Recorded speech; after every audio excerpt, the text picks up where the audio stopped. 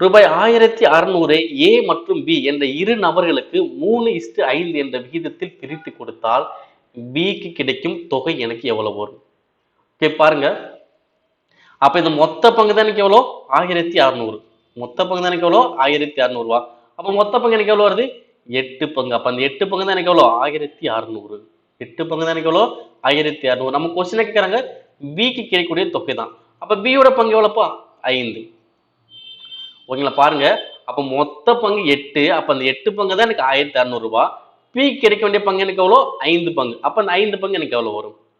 So பங்குகள் குறைஞ்சா amount குறைஞ்சுட்டாங்க. ஏன்னா 8 பங்கு 1600. அப்ப 5 பங்கு எனக்கு எவ்வளவு வரும்? கண்டுபிடிக்கலாமா? ஓகே பாருங்க என்ன பண்ணலாம்? தலைகீழா போடும். என்ன வரும்? 5/8 இன்ட்டு 1600. ஸோ அடிச்சா எவ்வளவு வரும்?